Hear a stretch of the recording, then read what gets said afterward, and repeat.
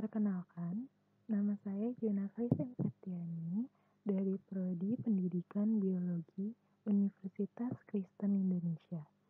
Pada kesempatan kali ini, saya ingin menjelaskan tentang fluida. Fluida merupakan bentuk zat di mana zat tersebut dapat mengalir. Fluida secara jenisnya dibagi menjadi dua jenis, yaitu fluida cair dan fluida gas.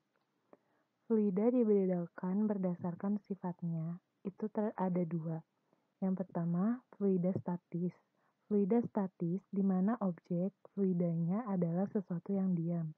Dan fluida dinamis itu merupakan fluida bergerak, alias objek fluidanya bergerak ke suatu arah dan tujuan.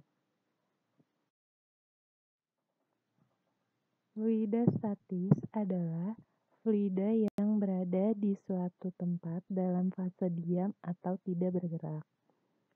Fluida statis dapat ditentukan dan dipahami di saat fluida berada dalam diam.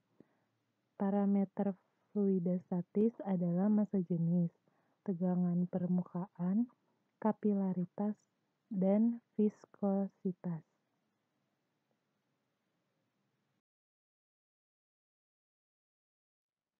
Contoh fluida. Contoh fenomena fluida statis dapat dibagi menjadi statis sederhana dan tidak sederhana. Contoh fluida yang diam secara sederhana adalah air di bak yang tidak dikenai gaya oleh gaya apapun, seperti gaya angin, panas, dan lain-lain yang mengakibatkan air tersebut bisa bergerak. Sedangkan contoh fluida statis yang tidak sederhana adalah air sungai yang memiliki kecepatan seragam pada tiap partikel di berbagai lapisan dari permukaan sampai dasar sungai.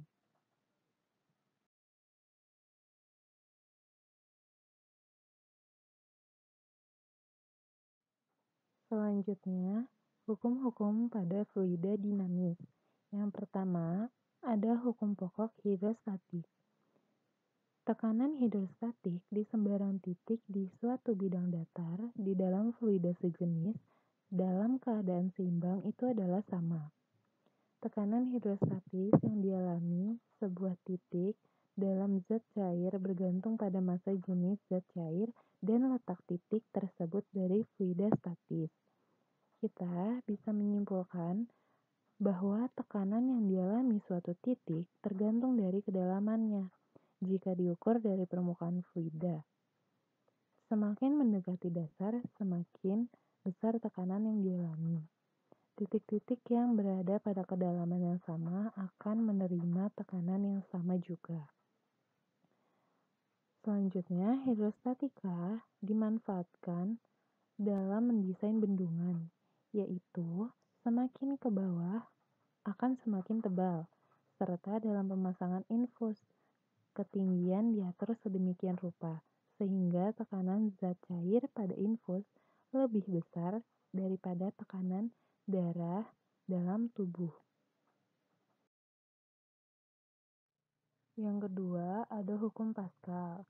Hukum Pascal dicetuskan oleh seorang ilmuwan asal Prancis, yaitu Blaise Pascal. Dalam hukumnya, Pascal menyatakan bahwa tekanan yang diberikan pada suatu fluida dalam ruang tertutup akan diteruskan ke segala arah dengan sama besar. Berdasarkan hukum Pascal, diperoleh prinsip bahwa dengan memberikan gaya yang lebih kecil, akan dihasilkan gaya yang lebih besar. Selanjutnya, ada alat-alat bantu manusia yang prinsip kerjanya berdasarkan hukum Pascal, yaitu dongkrak hidrolik, pompa hidrolik, mesin hidrolik pengangkat mobil, mesin penggerak hidrolik, dan rem hidrolik pada mobil. Selanjutnya, yang ketiga ada hukum Archimedes. Sebuah benda yang terendam dalam fluida, baik sebagian maupun seluruhnya, akan mendapat gaya tekan ke atas, yang besarnya sama dengan berat fluida yang dipindahkan. Hukum Archimedes mempelajari tentang gaya ke atas yang dialami oleh benda apabila berada dalam fluida.